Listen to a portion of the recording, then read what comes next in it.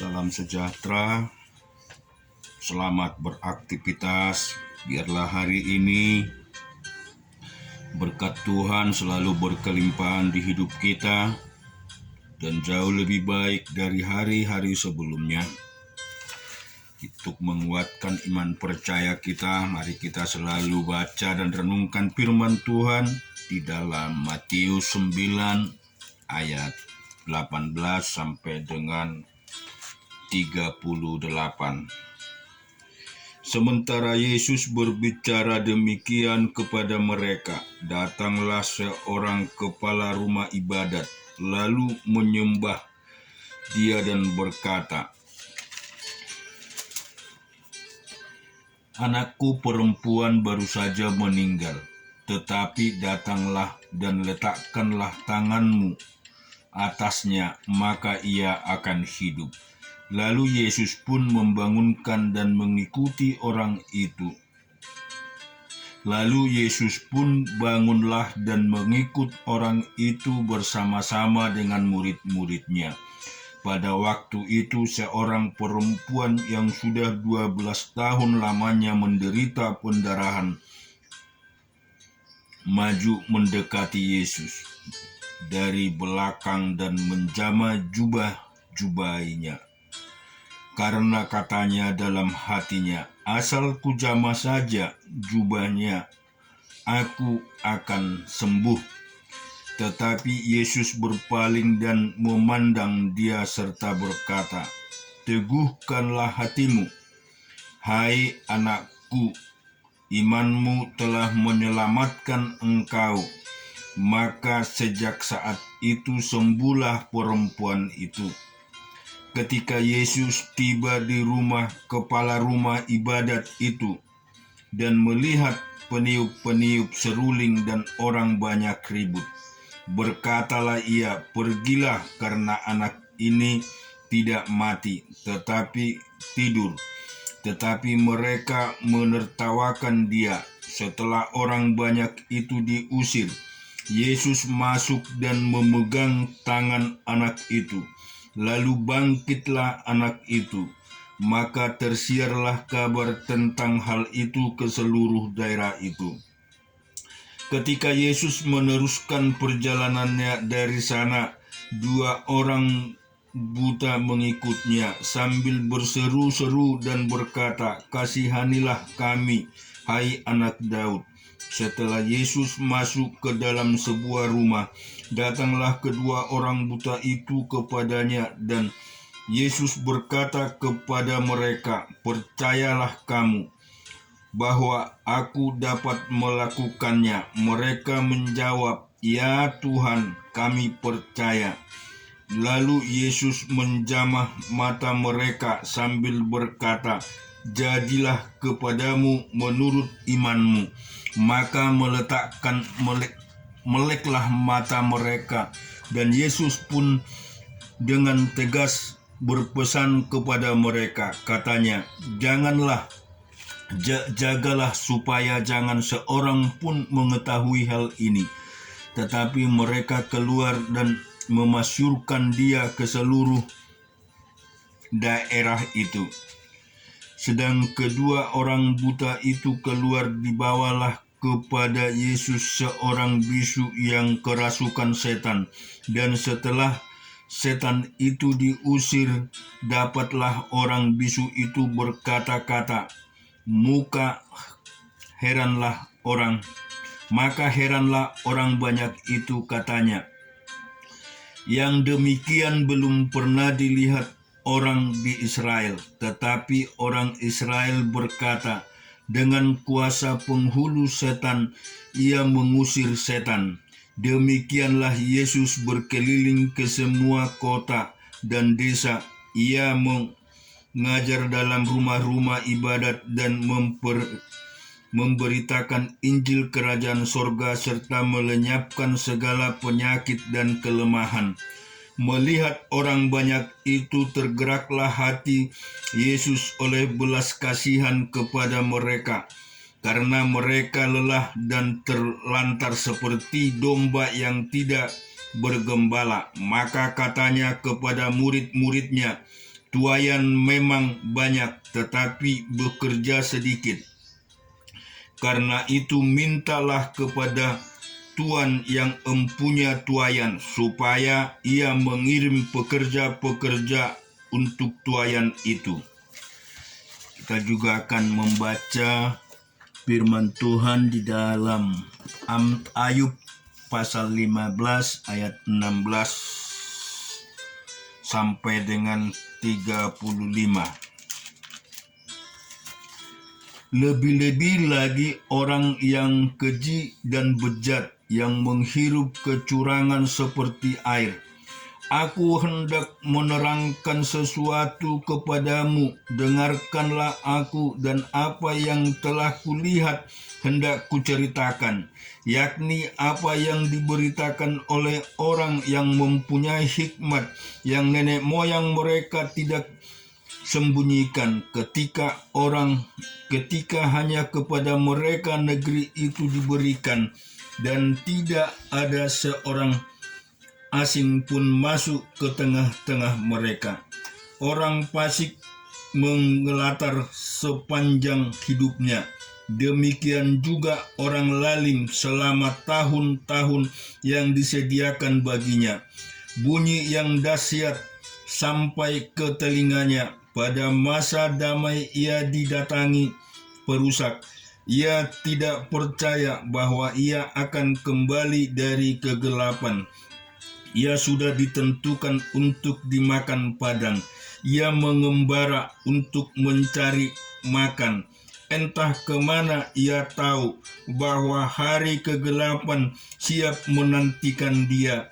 Ia takut akan oleh kesesakan dan kesempitan yang menggahinya, laksana raja yang siap menyergap, karena ia telah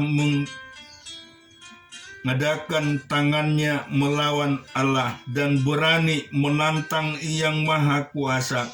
Dengan bertegang leher ia berlari-lari menghadapi Dia.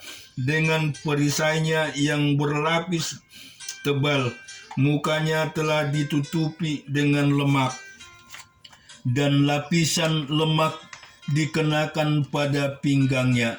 Ia menetap di kota-kota yang telah hancur, di rumah-rumah yang tidak dapat didiami orang, yang ditentukan untuk tetap menjadi reruntuhan. Ia takkan menjadi kaya dan hartanya tidak akan, serta miliknya pula tidak bertambah-tambah di bumi. Ia tidak akan luput dari kegelapan, tunasnya akan dilanjutkan oleh nyala api, dan ia akan dilenyapkan oleh napas mulutnya. Janganlah ia percaya kepada kesia-siaan, akan tertipulah ia, karena kesia-siaan akan menjadi ganjarannya. Sebelum genap masanya, ajalnya akan sampai, dan rantingnya pun tidak akan menghijau. Ia seperti pohon anggur yang anggur buahnya, dan seperti pohon zaitun yang jatuhnya bunganya. Karena kawanan orang-orang fasik tidak berhasil, dan api memakan habis kemah-kemah orang yang makan suap. Mereka menghamilkan bencana dan melahirkan kejahatan, dan tipu daya di kandung hati mereka. Dan kita juga melihat, Bapak Ibu, di Hakim-Hakim 9 ayat 41 sampai 57. Adapun Abimelek tinggal di Aruma, tetapi Zebul mengusir Gal dan saudara-saudaranya, sehingga mereka ini tidak dapat tinggal di Sikem. Keesok harinya orang-orang kota itu pergi ke ladang. Setelah hal itu dikabarkan kepada Abimelek, dibawanyalah rakyatnya baginya dalam 3 pasukan. Lalu mereka mengadakan penghadangan di padang. Ketika dilihatnya bahwa orang-orang kota itu keluar dari dalam kota, bangunlah ia menyerang mereka serta menewaskan mereka. Abimelek dan pasukan yang bersama-sama dengan dia menyerbu dan menduduki pintu gerbang kota, sedang kedua pasukan lain itu menyerbu dan menewaskan semua orang yang ada di padang. Sehari-harian itu Abimelek berperang melawan kota itu. Ia merebut kota itu dan membunuh orang-orang yang di dalamnya. Kemudian dirobohkannya kota itu dan ditaburinya dengan garam. Mendengar itu pasukan seluruh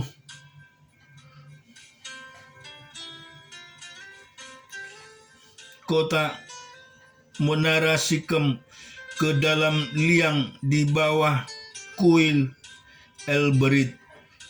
Dikabarkan kepada Abimelek bahwa seluruh warga kota mereka Menara Sikem telah berhimpun di sana. Lalu Abimelek dan seluruh rakyat yang bersama-sama dengan dia naik ke gunung Jalmon. Abimelek mengambil kapak lalu memotong dahan-dahan kayu, mengangkatnya dan meletakkannya ke atas bahunya sambil berkata kepada rakyatnya yang bersama-sama dengan dia, "Turutilah dengan segera perbuatanku yang kamu lihat itu."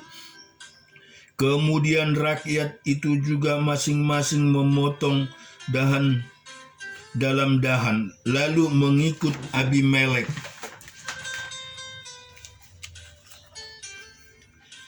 Meletakkan dahan-dahan itu di atas liang dan membakar liang itu di atas kepala orang-orang itu. Demikianlah semua penduduk kota Menara Sikem juga mati, kira-kira 1.000 orang laki-laki dan perempuan. Selanjutnya Abimelek pergi ke Tebes. Ia mengepung Tebes lalu merebutnya, tetapi ada sebuah menara yang kuat di tengah-tengah kota, dan semua laki-laki dan perempuan seluruh warga kota itu melarikan diri ke situ. Mereka menutup pintu di belakangnya dan naik ke atas sotoh menara itu. Lalu sampailah Abimelek ke menara itu, menyerahkannya dan dapat menerobosnya sampai ke pintu menara itu untuk membakarnya. Tetapi seorang perempuan menimpakan sebuah batu kilangan kepada kepala Abimelek dan memecahkan batu kepalanya. Dengan segera dipanggilnya bujang pembawa senjatanya dan berkata kepadanya, "Hunuskanlah pedangmu dan bunuhlah aku, supaya jangan orang berkata tentang aku, seorang pun perempuan membunuh dia." Lalu bujangnya itu menikam dia sehingga mati. Setelah dilihat oleh orang Israel bahwa Abimelek telah mati, pergilah mereka masing-masing ke tempat kediamannya. Demikianlah orang membalaskan kejahatan yang dilakukan oleh Abimelek kepada ayahnya, yaitu pembunuhan atas ke-70 saudaranya. Juga segala kejahatan orang-orang Sikem ditimpakan kembali oleh Allah kepada kepala mereka sendiri. Demikianlah kutuk Yotam bin Yerubal mengenai mereka. Dan juga kita renungkan di dalam Keluaran 32 ayat 1 sampai dengan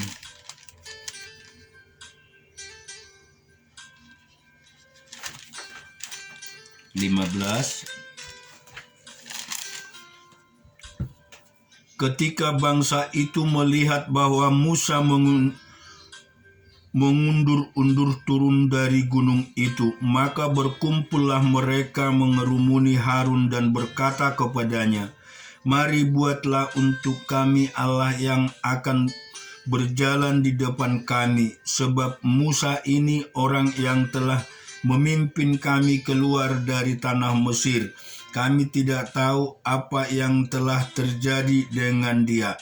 Lalu berkatalah Harun kepada mereka, "Tanggalkan anting-anting emas yang ada pada telinga istrimu, anakmu laki-laki dan perempuan,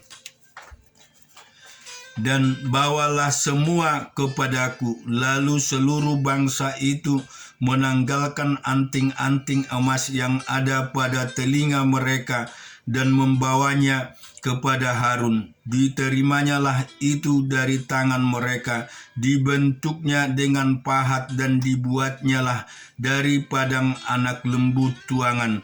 Kemudian berkatalah mereka, "Hai Israel, inilah Allahmu yang telah menuntun engkau keluar dari tanah Mesir." Ketika Harun melihat ini, didirikannya mezbah di depan anak lembu itu. Berserulah Harun, katanya, "Besok hari raya bagi Tuhan, dan keesok harinya pagi-pagi, maka mereka mempersembahkan korban bakaran dan korban keselamatan. Sesudah itu didudukkan bangsa itu untuk makan dan minum. Kemudian bangunlah mereka dan bersukaria. Berfirmanlah Tuhan kepada Musa, "Pergilah, turunlah, sebab bangsamu yang kau pimpin keluar dari tanah Mesir telah rusak lakunya. Segera juga mereka menyimpang dari jalan yang kuperintahkan kepada mereka.